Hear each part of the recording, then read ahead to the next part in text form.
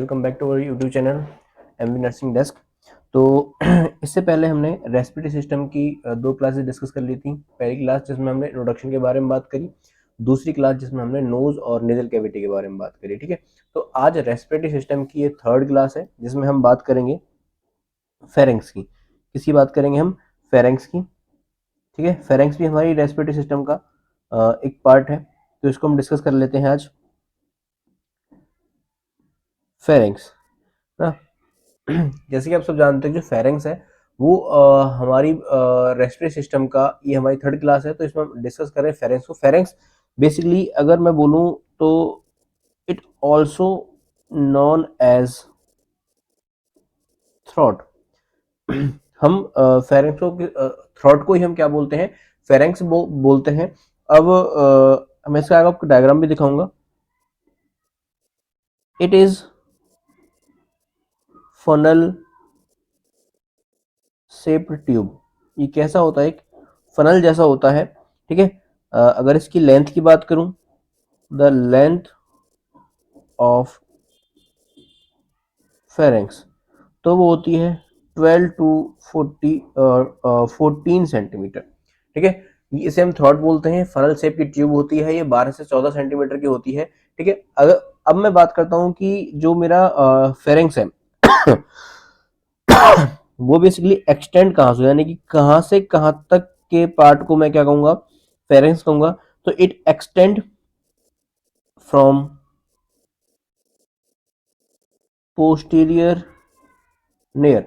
कल मैंने आपको नेजल कैविटी पढ़ाई थी, तो उसमें मैंने आपको बताया था कि दो तरह के नेयर्स होते हैं, एक एंटीरियर नेयर और एक होता है पोस्टीरियर नेयर। ठीक है, तो जहां पे मेरे नोज का पोस्टीरियर नेयर खत्म हो रहा था वहां से ही स्टार्ट हो रहा है फेरेंक्स। तो उसने कहा है कि extend from the posterior nares. ठीक है, एंड और कहां पे जाएगा? And run behind the sorry extend from the posterior naris, हाँ, run behind the mouth, run behind the mouth and larynx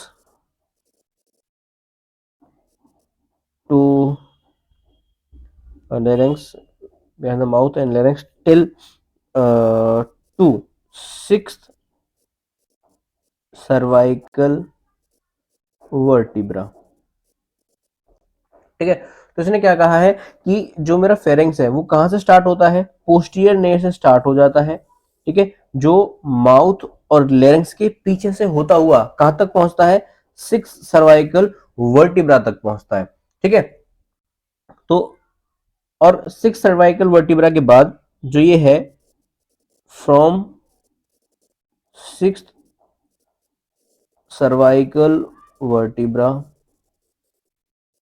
it continue as oesophagus.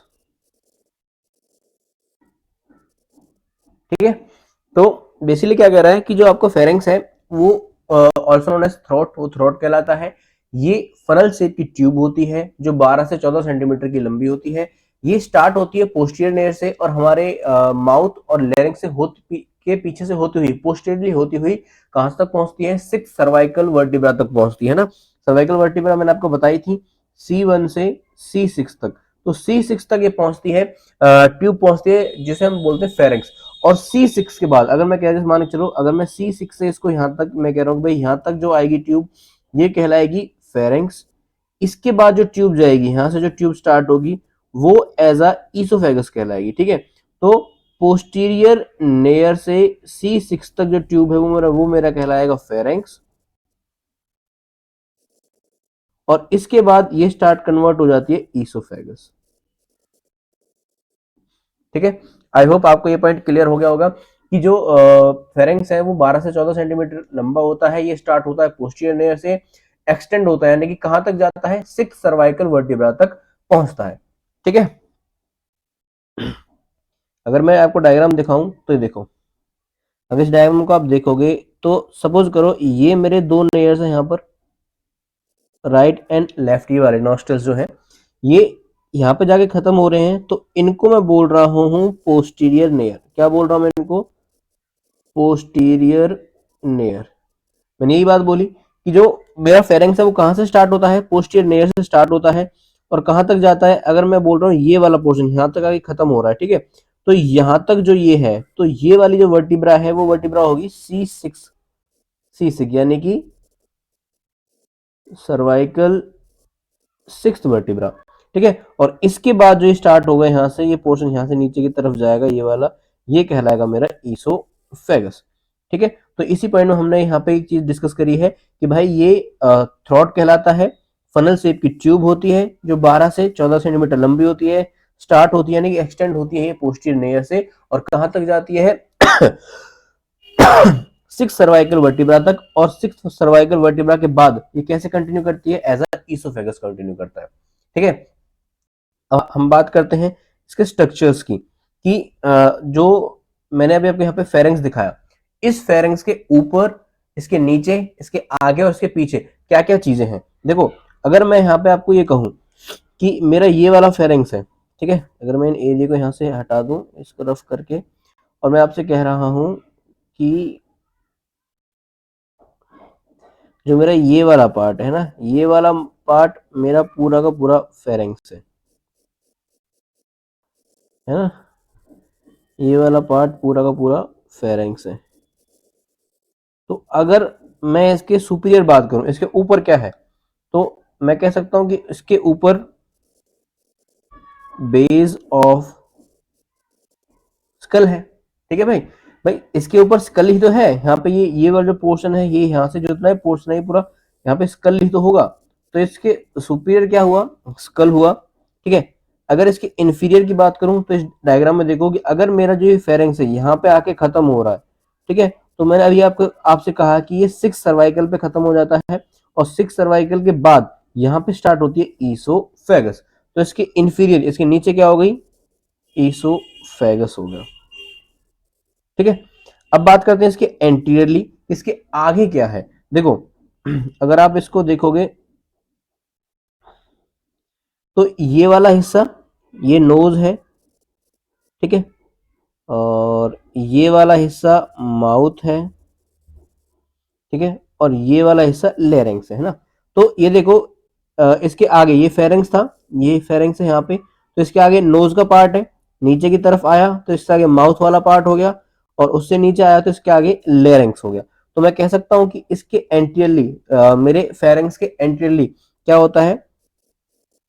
Part या फिर area of nose,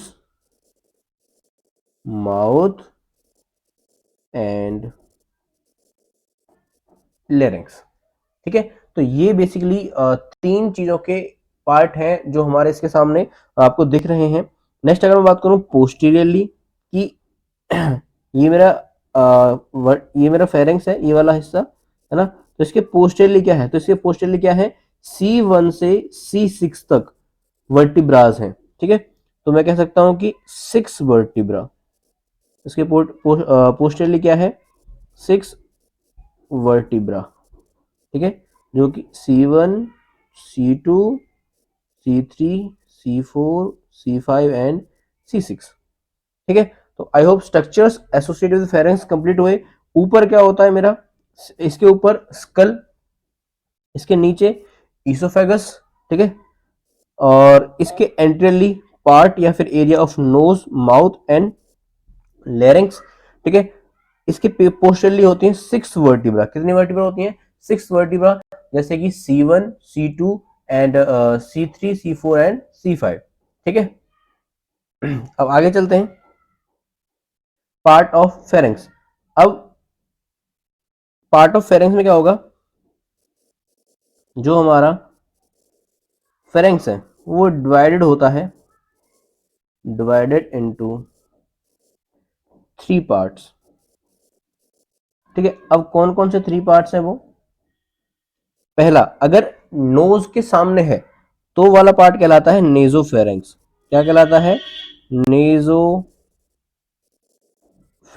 ठीक है। अगर वो माउथ के सामने है तो माउथ को हम बोलते हैं ओरो, तो इसको होगा, ये कहलाएगा ओरोफेरिंक्स। ठीक है। और अगर लेरेंक्स के पीछे, लास्ट में हमने यहाँ पे देखा था ना, यहाँ तो नहीं आएगा, ऊपर देखो, इस डायग्राम को दोबारा देखो,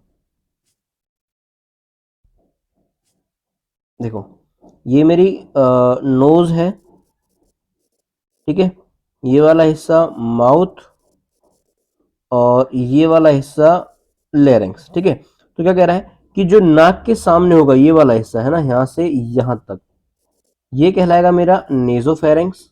ठीक है। जो माउथ के सामने होगा ये वाला पार्ट, ये कहलाएगा ओरोफेरेंक्स। और जो लेरेंक्स के पीछे होगा है ना, वो वाला यहां से लेके यहां तक, ये कहलाएगा लेरेंजोफेरेंक्स। तो बेसिकली हमारे फेरेंक्स के तीन पार्ट होते हैं, नेजोफेरेंक्स, ओरोफेरेंक्स एंड लेरिंगोफेरेंक्स। ठीक है।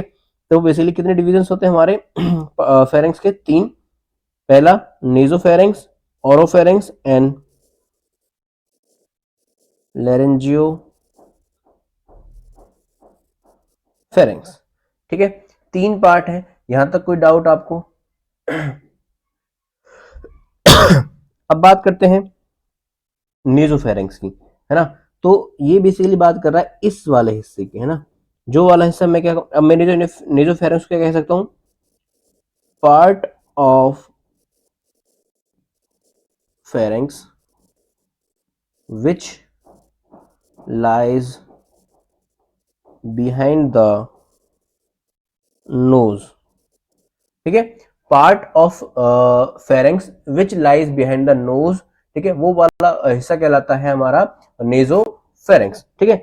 अब ये हिस्से में अगर आप देखोगे तो यहाँ पे देखो, ये सॉफ्ट पैलेट दिख रही है आपको, ये वाला हिस्सा है ना, ये वाला सॉफ्ट पैलेट है। तो मैं कह सकता हूं कि नोज के सामने और सॉफ्ट पैलेट के अपर, तो ले सकते हैं part of pharynx which lies behind the nose and above the soft palate। तो ऐसा हिस्सा कहलाता है, ऐसा पार्ट मेरा क्या कहलाएगा? नेजोफेरेंक्स कहलाएगा। ठीक है। अब इस नेजोफेरेंक्स की वॉल के अंदर 5 ओपनिंग होती हैं। ठीक है।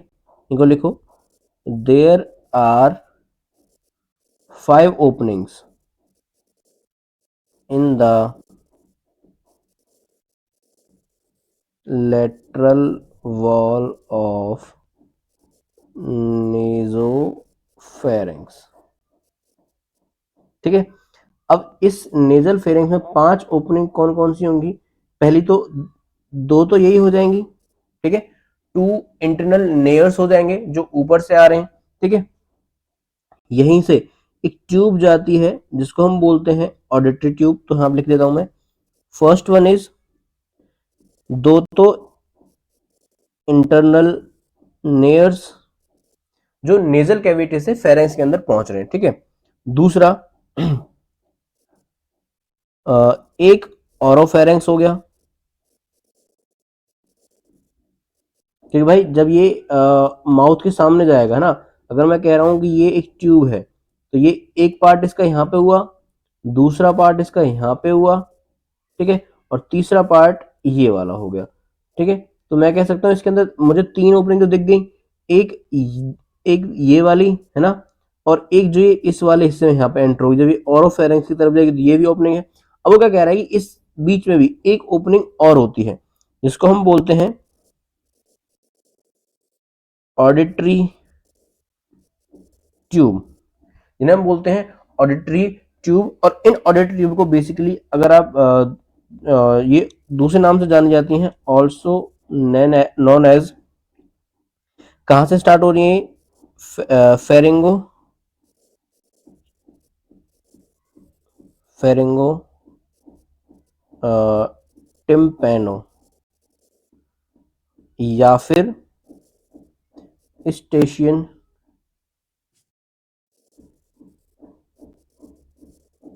स्टेशियन ट्यूब। और जो ये स्टेशन ट्यूब यानी कि ऑडिटरी ट्यूब है, ये ओपन होती है, ओपन इनटू मिडल ईयर। ठीक है। ईयर के हमारे 3 पार्ट होते हैं, आउटर ईयर, मिडल ईयर और इनर ईयर। तो यही कह रहा है कि जो ऑडिटरी ट्यूब्स हैं वो हमारी फेरेंक्स यानी कि नेजोफेरेंक्स से ओपन होती है और वो कहां तक जाती है, मिडल ईयर तक जाती है, क्योंकि मिडल ईयर के अंदर भी एयर प्रेजेंट होती है, ठीक है। और जो ये एयर है ये हेल्प करती है टिम्पैनिक मेम्ब्रेन को मेंटेन करने के लिए, है ना, मेंटेन टिम्पैनिक मेम्ब्रेन। और यही टिम्पैनिक मेम्ब्रेन आपको हियरिंग में हेल्प करती है, सुनने में हेल्प करती है, ठीक है। तो आई होप ये क्लियर हो गया होगा नेजोफेरेंक्स के बारे में, कि नेजोफेरेंक्स आपका वो वाला हिस्सा है फेरेंक्स का जो नाक के पीछे है, बिल्कुल नाक के पीछे। आप अगर आप नोज से एंटर होके बिल्कुल पीछे तक जाओगे तो सामने वाला जो हिस्सा होगा वो कहलाएगा आपको नेजोफेरेंक्स। नेजोफेरेंक्स की बॉल में 5 तरह की ओपनिंग्स पाई जाती हैं। दो तो इंटरनल नेयर्स होते हैं, यानी कि जो ये वाले नेयर्स है ना, जब ये पीछे जाके खत्म होंगे तो ये कहां पे खुल रहे हैं, नेजोफेरेंक्स के अंदर खुल रहे होंगे, ठीक है। उसके बाद एक ओपनिंग होती है ओरोफेरेंक्स की, जब नेजोफेरेंक्स कनेक्ट होता है ओरोफेरेंक्स से, तो वहां पे भी एक ओपनिंग है, 3 ओपनिंग हो गई। और वो कह रहा है कि 2 ऑडिटरी ट्यूब्स होती हैं, 2 क्या होती हैं, ऑडिटरी ट्यूब्स, जो नेजोफेरेंक्स से कनेक्ट नेजोफेरेंक्स को कनेक्ट करती हैं मिडल ईयर से, ठीक है। तो आई होप आपको क्लियर हो गया होगा। और ऑडिटरी ट्यूब को हम बोलते हैं फेरिंगो टिम्पैनिक टिम्पेनो या फिर स्टेशियन ट्यूब, ठीक है भाई। अब चलते हैं ओरोफेरेंक्स के बाद, तो वही कहानी, पार्ट ऑफ pharynx which, यहाँ पर मैंने लिखा था part of pharynx which lie behind the nose, तो याद आएगा which lies behind the mouth, ठीक है। तो अगर इस वाले हिस्से में अगर आप देखना चाहोगे तो ये वाला हिस्सा मेरा माउथ का हिस्सा है, और ये वाला हिस्सा माउथ के बिल्कुल पीछे वाला हिस्सा, ये मेरा कहलाएगा ओरो फेरेंक्स, ठीक है। आई होप ये क्लियर हो गया होगा, ठीक है भाई।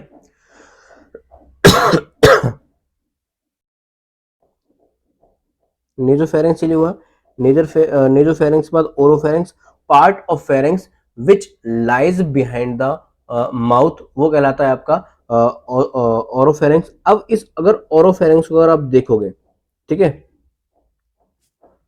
तो आप इसको ध्यान से देखो कि ये मेरा सॉफ्ट पैलेट था, सॉफ्ट पैलेट से अपर वाला हिस्सा कहलाता है नेजोफेरेंक्स, ठीक है। सॉफ्ट पैलेट से नीचे वाला हिस्सा ये वाला है ना, तो ये कहला रहा है मेरा ओरोफेरेंक्स। क्या कहला रहा है मेरा ये, ओरोफेरेंक्स। तो इसको मैं कैसे लिख सकता हूं कि जो मेरा ओरोफेरेंक्स है वो एक्सटेंड होता है,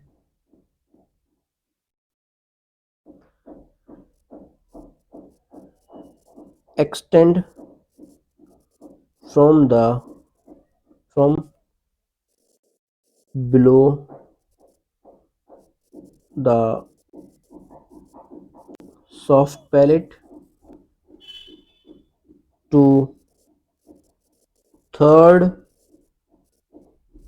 cervical vertebrae, ठीक है। तो इसने क्या कहा है कि जो मेरा ओरोफेरेंक्स है वो एक्सटेंड हो रहा है सॉफ्ट पैलेट से, और कहां तक जा रहा है, ये थर्ड सर्वाइकल वर्टिब्रा तक जा रहा है, ठीक है। कहां तक जा रहा है, थर्ड सर्वाइकल वर्टिब्रा तक जा रहा है। अब ये क्या कह रहा है, देखो आगे क्या कहेगा कि जो ये ओरोफेरेंक्स है ना,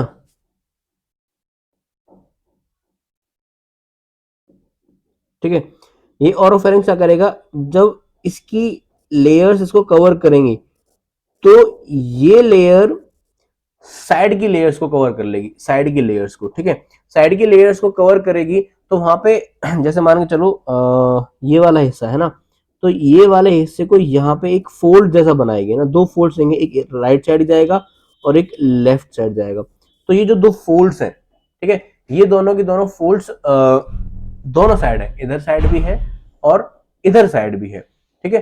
तो जो इसकी लेटरल बोन्स हैं वो सॉफ्ट पैलेट के दोनों साइड अपना एक एक फोल्ड बना रही हैं, और इन दोनों फोल्ड्स के बीच में एक टॉन्सिल्स प्रेजेंट होते हैं। क्या प्रेजेंट होते हैं, टॉन्सिल्स प्रेजेंट होते हैं, ठीक है।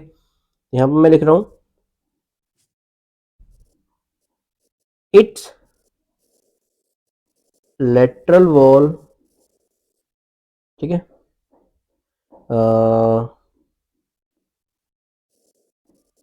Cover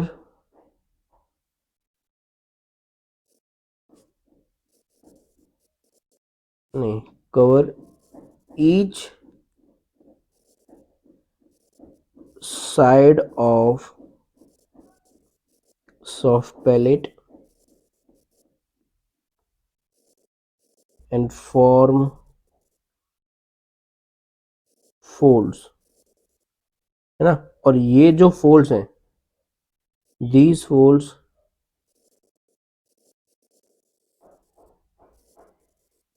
contain tonsils। और बेसिकली जो टॉन्सिल्स होते हैं वो क्या होते हैं, ये मास ऑफ lymphoid टिश्यू होते हैं। क्या होते हैं? मास ऑफ lymphoid टिश्यू विच ये क्या करेंगे, they carry out immune function. ठीक है, तो ये आपको समझ में आया कि जो मेरा ओरोफेरिंक्स है उसकी लेटरल वॉल्स सॉफ्ट पैलेट के दोनों तरफ की, दोनों साइड की तरफ क्या बनाएगी, फोल्ड्स बनाएगी, और उन फोल्ड्स के बीच में, लेयर्स के फोल्ड्स के बीच में लिम्फोइड टिश्यूज का मास प्रेजेंट होगा जिसको हम बोलते हैं टॉन्सिल्स। और यही टॉन्सिल्स आपकी बॉडी के अंदर इम्यून सिस्टम को कैरी आउट करवाते हैं। बेसिकली जो यहाँ पे ये जो टॉन्सिल पाया जाता है, इस टॉन्सिल का नाम होता है, ये लिख लो, this tonsil निनोइस palatine tonsil.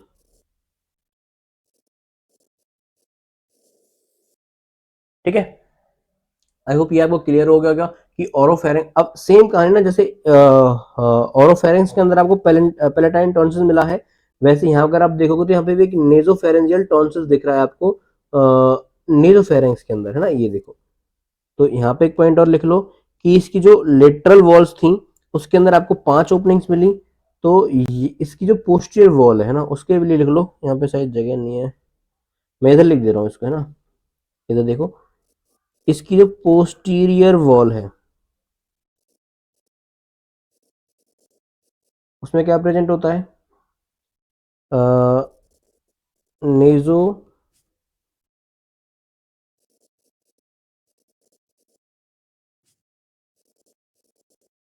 नेजो pharyngeal tonsil, या फिर इसका दूसरा नाम होता है एडेनॉइड, हम इसको बोलते हैं एडेनॉइड। तो इसकी ये पोस्टीरियर वॉल में प्रेजेंट होता है ना, ये वाला हिस्सा अगर आप देखोगे तो ये दिख रहा है ना, ग्रीन ग्रीन वाला, ये वाला, ये है ना, तो इसको हम बोलते हैं नेजोफेरेंजियल टॉन्सिल्स या फिर एडेनॉइड्स। ठीक है, आई होप ये पॉइंट क्लियर होगा दोनों में। आपने नेजोफेरेंस देखा, नेजोफेरेंस के अंदर जो टॉन्सिल्स पाया जा रहा था वो नेजोफेरेंजियल टॉन्सिल पाया जा रहा था, जिसका नाम हमने एडेनॉइड रखा। दूसरा, ओरोफेरिंक्स के अंदर आपने पढ़ा कि ओरोफेरिंक्स के अंदर जो टॉन्सिल्स पाए जा रहे थे वो बेसिकली पैलेटाइन टॉन्सिल्स थे। तो आपको समझ में आ गया कि नेजोफेरिंक्स वो वाला हिस्सा जो नाक के बिल्कुल अपोजिट हो, बिल्कुल सामने हो, पीछे की तरफ, है ना, वो होता है आपका नेजोफेरेंजियल टॉन्सिल्स। ठीक है, उसके बाद आपने पढ़ा ओरोफेरेंजियल, सॉरी ओरोफेरिंक्स। ओरोफेरिंक्स वो हिस्सा है फेरिंक्स का जो माउथ के बिल्कुल अपोजिट है, पोस्टीरियर टू है। ठीक है, आपने इमेज देख ली, नेजोफेरिंक्स के अंदर टॉन्सिल्स पाए जाते हैं, नेजोफेरेंजियल टॉन्सिल्स। ठीक है, और ओरोफेरिंक्स के अंदर पाए जाते हैं आपके ओरोफेरेंजियल टॉन्सिल्स। ठीक है, अब बात करते हैं आपके लेरेंजियोफेरिंक्स की। ठीक है, नेक्स्ट आता है आपका लेरेंजियोफेरिंक्स। ठीक है, अब सेम वही है,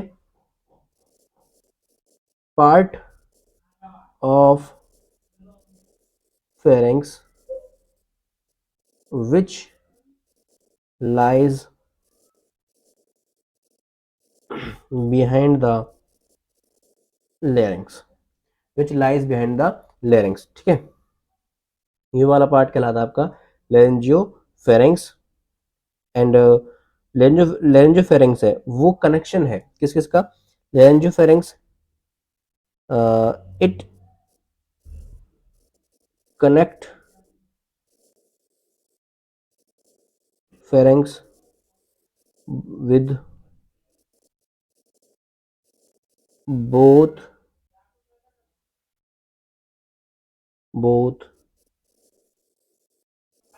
trachea and oesophagus, trachea and oesophagus, ठीक है। ये आपका जो और लेरेंजोफेरेंक्स है वो क्या कर रहा है, आपकी फेरेंक्स को किससे कनेक्ट कर रहा है, ट्रैकिया से भी कनेक्ट कर रहा है और ईसोफेगस से भी कनेक्ट कर रहा है। तो जो मेरा फेरेंक्स है, मैं यहाँ पे क्या कह सकता हूँ, जो फेरेंक्स है, pharynx provide pathway for both air and food. कि जो मेरा फेरेंक्स है वो पाथवे प्रोवाइड करवाता है एयर के लिए भी और फेरेंक्स के लिए भी, सॉरी एयर के लिए भी और फूड के लिए भी, ठीक है। तो ये क्वेश्चन ध्यान रखना कि रेस्पिरेटरी सिस्टम के अंदर ओनली फेरेंक्स ऐसा पार्ट है जो जिसके जिसके रास्ते जिसके थ्रू एयर भी जाती है और उसी के थ्रू फूड भी जाता है, ठीक है। और ये अब लेरिंगोफेरेंक्स के बाद ये इसके रास्ते बदल जाते हैं, ये एक साइड से कनेक्ट कर देता है ट्रैकिया को और एक साइड से कनेक्ट कर देता है ईसोफेगस से। जो एयर है वो ट्रैकिया में चली जाती है, यानी लेरेंक्स से होती हुई ट्रैकिया में चली जाती है, और जो फूड है वो ईसोफेगस के अंदर एंटर कर जाता है, ठीक है। समझ में आया यहाँ पे, ये पॉइंट समझ में आ गया होगा। तो बेसिकली मैं इसको यहाँ पे डिस्कस करने से पहले एक पॉइंट और लिखता हूँ यहाँ पे, कि हमने टॉन्सिल्स देखे ना, तो यहाँ पे टॉन्सिल्स के बारे में लिख रहा हूँ। टॉन्सिल्स क्या है, टॉन्सिल्स क्या है, these are the mass of lymphoid tissue, ठीक है। अब जो मास ऑफ लिम्फोइड टिश्यूज हैं, बेसिकली जो लिम्फोइड है उसके अंदर क्या होती है, लिम्फोसाइट्स प्रेजेंट होती हैं, लिम्फोसाइट सेल्स जो रेस्पॉन्सिबल होती हैं, रेस्पॉन्सिबल फॉर इम्यून फंक्शन, ठीक है। तो आपकी जो लिम्फोसाइट्स होती हैं वो इम्यून सिस्टम के लिए, इम्यून फंक्शन के लिए रेस्पॉन्सिबल होती हैं। तो जो ये लिम्फोसाइट्स हैं, ये इन इन सेल्स के थ्रू जो टिश्यू बनते हैं उन्हें बोलते हैं लिम्फोइड टिश्यूज, ठीक है। और जब इन लिम्फोइड टिश्यूज का मास होता है तो वो कहलाता है टॉन्सिल्स। टॉन्सिल्स को हम बेसिकली माल्ट भी बोलते हैं ना, टॉन्सिल्स जो होते हैं वो क्या कहलाते हैं, माल्ट भी कहलाते हैं। अब माल्ट का मतलब क्या होता है, इसकी फॉर्म होती है म्यूकोजा एसोसिएटेड लिम्फोइड टिश्यू, यानी कि लिम्फोइड के ऐसे टिश्यूज जो बेसिकली किसके अंदर प्रेजेंट हैं, म्यूकोजा के अंदर प्रेजेंट हैं, उनको हम बोलते हैं माल्ट, यानी कि म्यूकोजा एसोसिएटेड लिम्फोइड टिश्यूज, ठीक है। अब बेसिकली यहाँ पे कुछ पॉइंट्स हैं जो मैंने आपको लास्ट वीडियो में बताए थे, जिन्हें हम गिफ्ट पॉइंट बोल रहे थे, ठीक है। अब ये गिफ्ट पॉइंट में पहली टर्म आती है टॉन्सिलेक्टोमी। टॉन्सिलेक्टोमी, टॉन्सिलेक्टोमी क्या होती है, ये आप आगे पढ़ोगे सेकेंड ईयर के अंदर जाके, लेकिन मैं यहाँ पे अगर मैं टॉन्सिल्स को जिक्र किया है तो मैं यहाँ पे इन टर्म्स का बता देता हूँ। Tonsillectomy basically the removal of tonsils. अगर आपको बैकग्राउंड में कोई आवाज आ रही है तो प्लीज उसको इग्नोर करना, ठीक है। Removal of tonsils by any surgical procedure, by any surgical procedure, ठीक है। दूसरा, इनका जब इन्फेक्शन होता है तो वो कहलाता है टॉन्सिलाइटिस। टॉन्सिलाइटिस, टॉन्सिलाइटिस बेसिकली क्या है, द इन्फ्लामेशन, या फिर हाँ इन्फ्लामेशन बेटर टर्म रहेगी, इन्फ्लामेशन ऑफ टॉन्सिल्स, ठीक है। आई होप ये आपको क्लियर हो गया होगा कि जो टॉन्सिलेक्टोमी होती है वो कहलाती है removal of the tonsils by any surgical procedure, और टॉन्सिलाइटिस कहलाता है इन्फ्लामेशन ऑफ द टॉन्सिल्स, ठीक है। यहाँ तक क्लियर है आपको, अगर यहाँ तक क्लियर है तो फिर मैं आगे चलता हूँ। अब ये वाला पार्ट मुझे हटाना पड़ेगा, इसको मैं हटा देता हूँ ताकि हम फिर स्ट्रक्चर ऑफ फेरिंग्स को डिस्कस कर लेंगे, ठीक है। स्ट्रक्चर ऑफ स्ट्रक्चर, तो जो स्ट्रक्चर है जो फेरिंक्स की वॉल है, wall of pharynx contain several type of tissues. इसके अंदर कौन कौन से टिश्यूज देखने को मिलेंगे आपको? पहला आपको देखने को मिलेगा म्यूकस मेम्ब्रेन, जिसको हम बेसिकली म्यूकोजा भी बोलते हैं ना, म्यूकोजा। दूसरा देखने को मिलेगा सब म्यूकोजा, ठीक है। और तीसरा देखने को मिलेगा आपको सब म्यूकोजा के बाद म्यूकोजा, सब म्यूकोजा, हाँ, स्मूथ मसल, स्मूथ मसल, ठीक है। आई होप ये हो गया। अब बात करते हैं इनके एक पॉइंट की। पहले हम बात करते हैं म्यूकोजा की, है ना, म्यूकोजा। तो जो म्यूकोजा होता है वो बेसिकली ना दोनों हमारे इसमें मतलब हमने तीन पार्ट पढ़े, नेजोफेरिंक्स पढ़ा, ओरोफेरिंक्स पढ़ा और लेरिंगोफेरिंक्स पढ़ा। तो जो म्यूकस मेम्ब्रेन है हमारी वो वेरी करती है हर एक रीजन में, यानी कि अगर आप नेजोफेरिंक्स के अंदर एंटर होगे तो वहाँ पे डिफरेंट टाइप ऑफ आपको म्यूकस मेम्ब्रेन मिलेगी। अगर आप ओरोफेरिंक्स और लेरिंगोफेरिंक्स के अंदर जाओगे तो वहाँ पे दूसरी मिलेगी। तो जो बेसिकली मेरी ये म्यूकोजल मेम्ब्रेन है ना, ये नेजोफेरिंक्स के अंदर सीलिएटेड कॉलमनर एपिथेलियम होती है, ठीक है। तो अगर मैं बोलूं कि म्यूकोजा, पहले यहाँ पे ये पॉइंट लिखो, वेरीज अकॉर्डिंगली टू स्ट्रक्चर। जैसे कि अगर मैं बात करूं नेजोफेरिंक्स की, तो नेजोफेरिंक्स के अंदर जो मेरी म्यूकोजा होती है वो कैसी होती है? सीलिएटेड कॉलमनर एपिथेलियम, कैसी होती है? सीलिएटेड कॉलमनर एपिथेलियम, ठीक है। और अगर मैं जाऊं किसके अंदर, ओरो एंड सॉरी ओरोफेरिंक्स एंड आपका लेरिंगोफेरिंक्स, लेरिंगोफेरिंक्स, तो यहाँ पे जो मेरी ये होती है वो टफ एपिथेलियम होती है, टफ एपिथेलियम, ठीक है। और जो यहाँ पे आपने देखा कि जो ये सिलेटेड थी, यहाँ पे तो ये सिलेटेड थी, यहाँ पे टफ हो गया। टफ का कौन सा है? अगर आपको ध्यान हो तो मैंने आपको बताया था कि हमने पहले इस पे डिस्कस करा है कि जो एपिथेलियम है उसका एक पार्ट ऐसा होता है, उसका डिवीजन ऐसा होता है जो टफनेस देता है, तो वो होता है आपका स्ट्रेटिफाइड स्ट्रेटिफाइड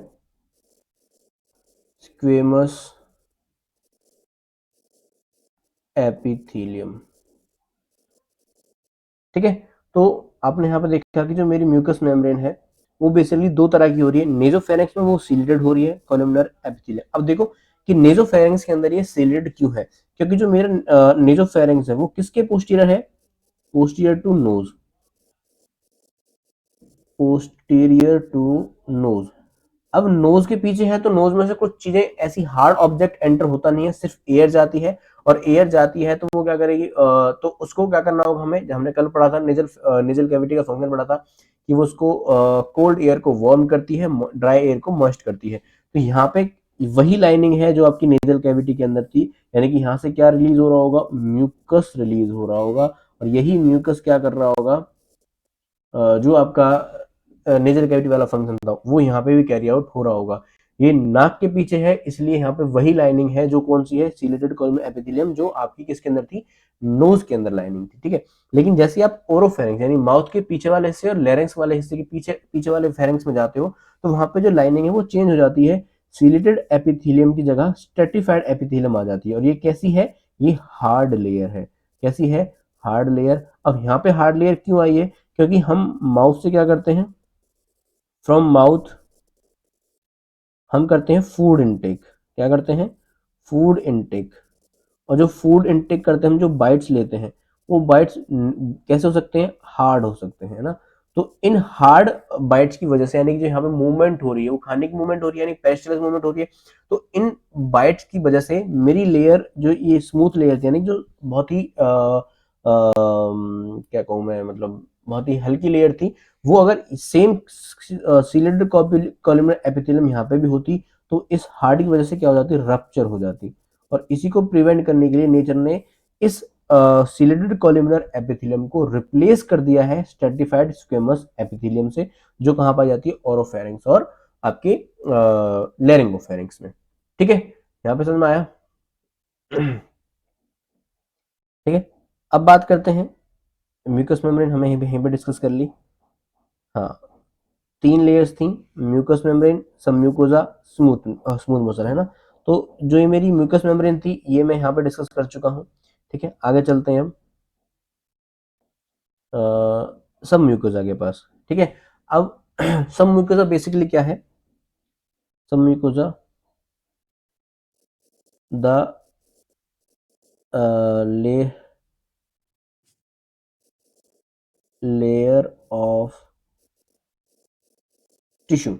ये क्या है? एक लेयर ऑफ टिश्यूज है जो कहाँ पाई जाएगी, बेसिकली ब्लो द एपिथेलियम, जो आपने अभी एपिथेलियम पढ़ी ना ऊपर, उसके उसके ब्लो पाई जाएगी। ठीक है, उसको हम बोलते हैं सब म्यूकोसा। बेसिकली देखो क्या है कि अगर मैं कह रहा हूँ कि मेरा एक स्ट्रक्चर है, ये एक ट्यूब लाइक स्ट्रक्चर है, ठीक है, फेरेंक्स है। ठीक है, अब मैं इसके 3 लेयर्स बना रहा हूँ। ये वाली जो लेयर है ये कहलाएगी म्यूकोजा। ठीक है, क्या कहलाएगी ये? म्यूकोजा। ठीक है, अब म्यूकोजा के नीचे अंडर, है ना, ऐसे अगर आप देखोगे तो ये कहलाती है सब म्यूकोजा। ठीक है, और इसके ऊपर, ठीक है, अगर यहाँ पे एक लेयर होगी, ये वाली जो सबसे आउटर लेयर होगी वो कहलाएगी स्मूथ मसल। वो क्या कहलाएगी? स्मूथ मसल कहलाएगी। ठीक है, तो ये बेसिकली आपको ये दिख रहा होगा कि ये म्यूकोजा है, सबसे नीचे होगी, इसके ऊपर नहीं नहीं, आप अंदर से बाहर की तरफ जाओगे, है ना, ये इनसाइड है, मुझे इन साइड से आउटसाइड की तरफ जाना है, तो सबसे पहले आएगा म्यूकोजा, फिर आएगा सब म्यूकोजा, और फिर आएगा स्मूथ मसल। ठीक है, आई थिंक ये पॉइंट क्लियर हो गया होगा। ठीक है, तो सब mucosa the layer of tissue below the epithelium and and these this submucosal layer, this submucosal layer contain malt। इसके पास क्या होता है? माल्ट होता है। अब माल्ट क्या होता है, मैं आपको अभी थोड़ी देर पहले मैंने आपको बताया था। MALT basically known as mucosa associated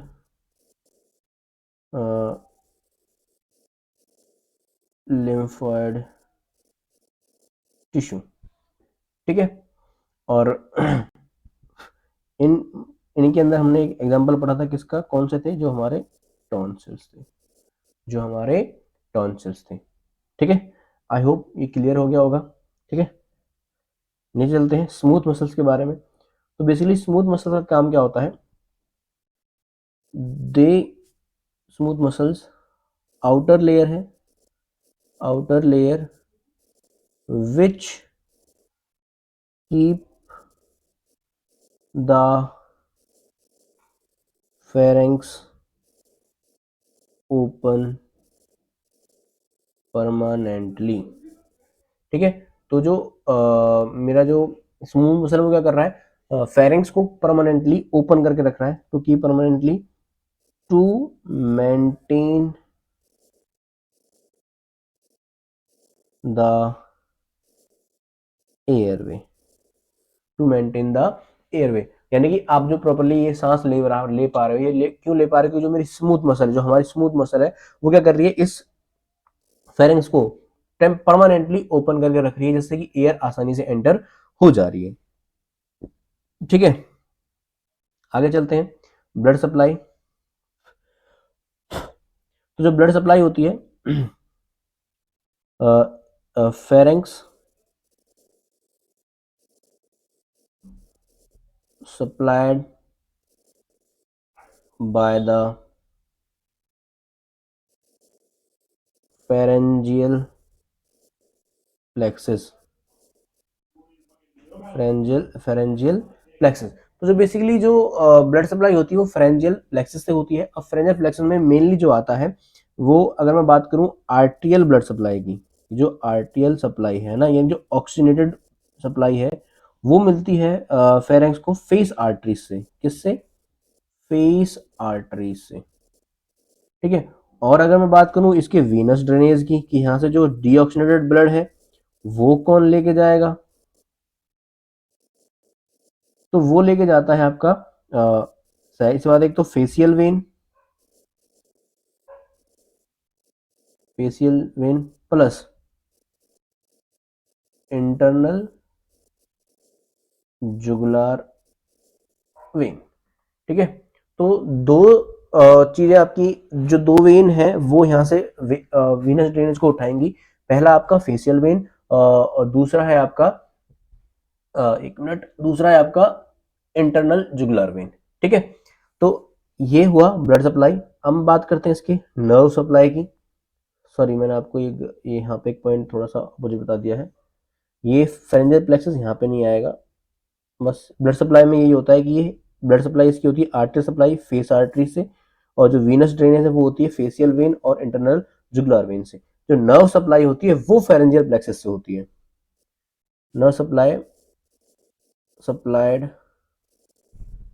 bye pharyngeal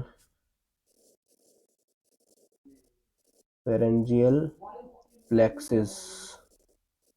ठीक है। और इस फेरेंजियल प्लेक्सस में दो तरह की चीजें देखने आपको मिलती हैं। एक होती है पैरा सिंपैथेटिक नर्व और एक होती है सिंपैथेटिक नर्व। ठीक है। तो जो पैरासिम्पैथेटिक नर्व होती है उसके अंदर आती है आपकी एक तो वेगस नर्व। ठीक है। दूसरी आती है ग्लोसो फेरेंजियल, ग्लोसोफेरेंजियल नर्व। ठीक है। तो बेसिकली पैरासिम्पैथेटिक नर्व की दो तरह की नर्व्स आती हैं, एक होती है वेगस नर्व और एक होती है ग्लोसोफेरेंजियल नर्व। ठीक है। लेकिन अगर मैं बात करूं सिंपैथेटिक नर्व की, तो वहां पे आपको देखने को मिलती है सुपीरियर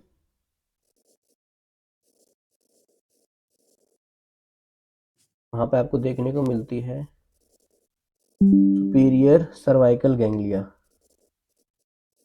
सर्वाइकल गैंग्लिया। ठीक है।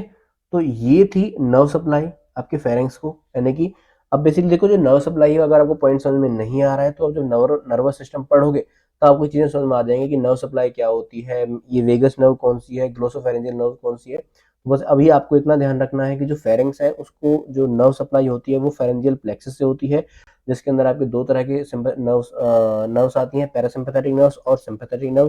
पैरासिम्पैथेटिक नर्व के अंदर आता है आपका वेगस और ग्लोसोफेरेंजियल नर्व, और सिंपैथेटिक नर्व के अंदर आता है आपका superior cervical ganglia.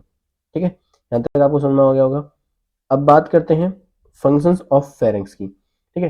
Functions of pharynx में देखो क्या है। एक तो ये पैसेज वे है for airway, air and food. मैंने आपको बताया था, अगर मैं डायग्राम को यहाँ पे दिखाऊं आपको, ये वाला डायग्राम यहाँ पे देखते हैं बड़े वाले में, इसमें देखो। ठीक है। अगर इस डायग्राम को आप देखोगे तो आप देख रहे हो कि ये वाला हिस्सा यहाँ से लेके यहाँ तक है ना, ये पूरा का पूरा फेरेंक्स है। अब यहाँ अगर आप नोज से एयर लोगे तो भी इस फेरेंक्स होके गुजरेगी। ठीक है। माउथ से आप फूड लोगे तो भी फेरेंक्स होके गुजरेगा। तो इसने वही कहा है कि पहला फंक्शन क्या है इसका, कि भाई ये पैसेज वे कर रहा है किसके लिए, एयर और फूड के लिए। दूसरा वार्म और ह्यूमिडिफाइंग। मैंने कहा था कि जो मेरा नेजो फेरेंक्स है, ठीक है, जब मैंने आपको नेजो फेरेंक्स के बारे में बताया था, जो नेजो फेरेंक्स था उसके अंदर जो म्यूकोजा थी, जो म्यूकोजा थी वो सीलिएटेड